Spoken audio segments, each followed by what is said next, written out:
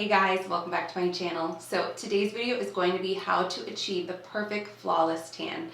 I have been self-tanning for a very long time, and there's very few things in life I would say I'm an expert in, but this is definitely one of them. So actually back in high school is when I started spray tanning. I worked at a tanning salon and we got a spray tan machine and used to spray tan people, and it's kind of right when it was up and coming, and self-tanners have come a very long way. Back then you definitely got like an orangey glow to you. It was super noticeable, but nowadays they've really done a great job at formulating these self-tans to give you a really natural looking tan. So the first step to achieving the perfect flawless tan is prepping your skin. This is a super important step. So what you want to do is definitely shower before you apply your self-tan. You want to make sure there is no products left on your skin. You're going to get in the shower and you want to make sure you're getting all of the product that is possibly on your skin off. You want to take some exfoliating gloves like these, loofahs, whatever you prefer to use in the shower. I always get these at CVS, Walmart, anywhere. You can find them anywhere. They're super inexpensive. I like when they're in packs of 2 because you can just put one on each hand and you don't have to switch when you need to get the other arm. So with these gloves, you are going to want to use a body wash that does not have any lotions, moisturizers, oils, or anything in them. So I recommend just getting a baby wash of some kind, Johnson & Johnson's, whatever you want to get. Just a really mild soap to scrub your skin with using these. So you want to really make sure you focus on your elbows, your knees, your feet, any dry patches that you have on your body, and you just want to go in circular motions and really exfoliate your skin. So after you're done fully exfoliating your body, that's when you're going to want to shave. If you can, it is best to shave the day before you're putting on your self-tanner.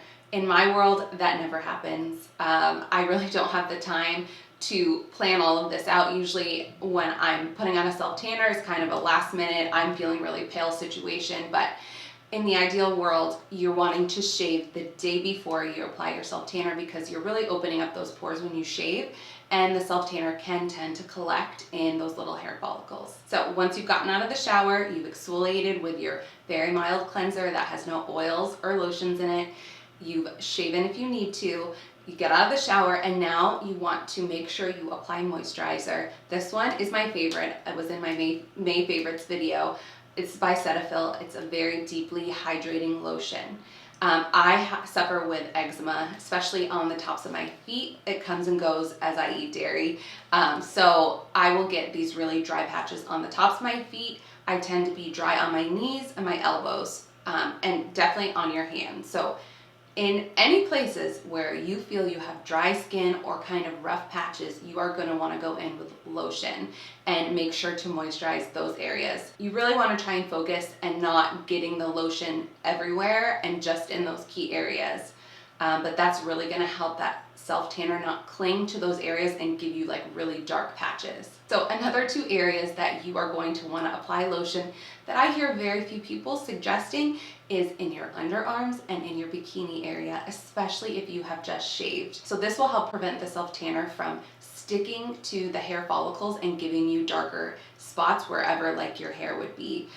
That is never really a cute look, and it definitely is a huge giveaway that you have used a self-tanner. So now that you are done prepping the skin, it is time to apply your self-tanner. I am a fan of a few different brands of self-tanner, but honestly, there are so many good ones out there. None of them really stick out to me as far superior than any of the others. So I will say I have an olive undertone to my skin. I am half Brazilian, so that helps with me being able to use a darker self-tanner. So I feel like it's probably pretty obvious, but if you are on the fairer side, you're definitely going to want to use more of a medium tan than one of these ultra dark ones. That's really going to be the key to making it not look super obvious that you self-tanned, and you're not going to have as many issues with streaking and showing really dark spots. It's a little more foolproof if you use a self-tanner that's a little bit lighter if you're on the really fair side. So 2 of the self-tanners I am loving right now are the Loving Tan and the Bondi Sands. And as you can see, I've lost the caps to both of these. It's like the story of my life. Anyone else? I can never keep caps on anything. This Loving Tan I picked up at Ulta. This one is the Deluxe Bronzing Mousse in the Ultra Dark. They do have a 2-hour express that I have heard is much more forgiving than this one. So if you're newer to self-tanning, I would probably recommend the 2-hour express. This one is extremely dark, and it will be very obvious if you miss any spots. So this self tanner has a green undertone to it. You will see when you pump it out, it's like a mousse. It will have like a green tint to it, which is going to give you that really olivey tan. So this one is really great. It's a teeny bit pricey, but it does last a while. It gives you a great tan, but I cannot always get to Ulta. It is something where I love to be able to just run to the drugstore and grab something that works really well as well. And I'm also loving this Bondi Sands. This one is in the dark color, and I picked this up at Walgreens. So price-wise, this one is around $20, and it is quite a bit larger than this Loving Tan. So this one is gonna last you quite a while. I will say this one is more of a green undertone, and this one comes out with a little bit redder of an undertone, but I never find that it makes me orange, and I really love the tan it gives. The other thing I love about this one is it does not make you smell like you have self-tanner on. I'm pretty sure there's nothing worse than that self-tanner smell. My husband absolutely hates it.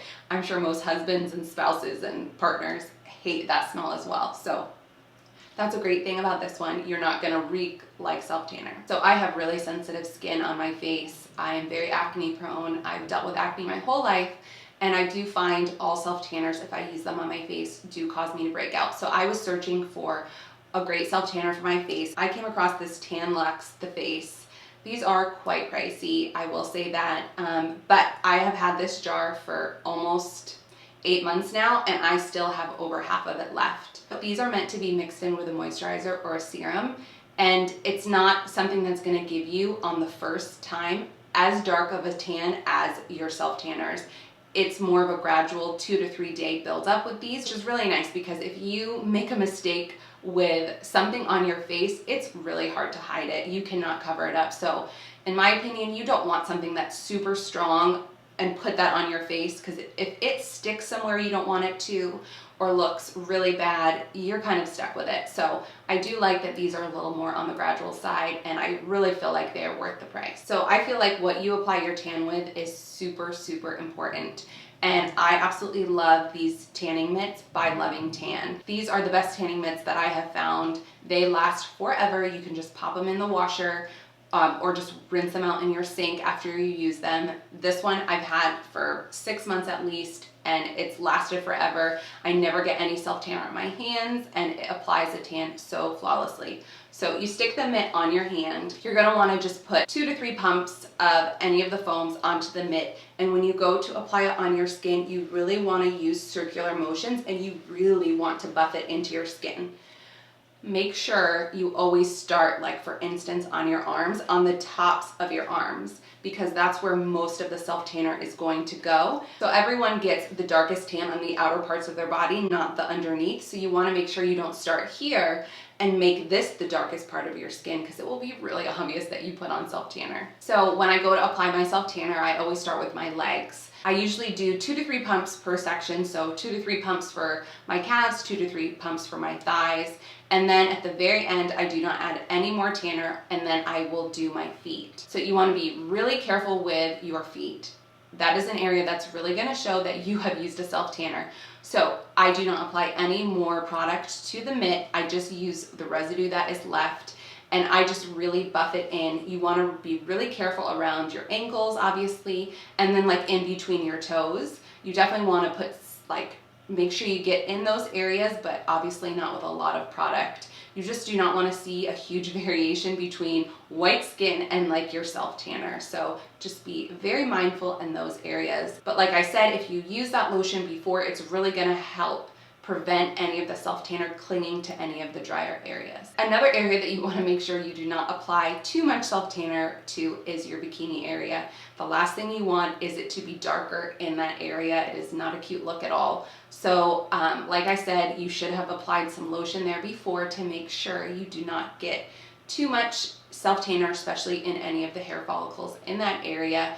And I just take, again, any residue that is left on the mitt, and you just kind of get in there and make sure all the self-tanner is there and you don't have any obvious lines in that area. So next you're gonna move to your stomach, and then for me, most importantly, is my chest and arms. That is the part that is showing the most all of the time. So again, you're gonna take your mitt and you really wanna go in circular motions and work in small sections. With these self tanners, because they have the coloring already in them, you can really see where you've already put the tan.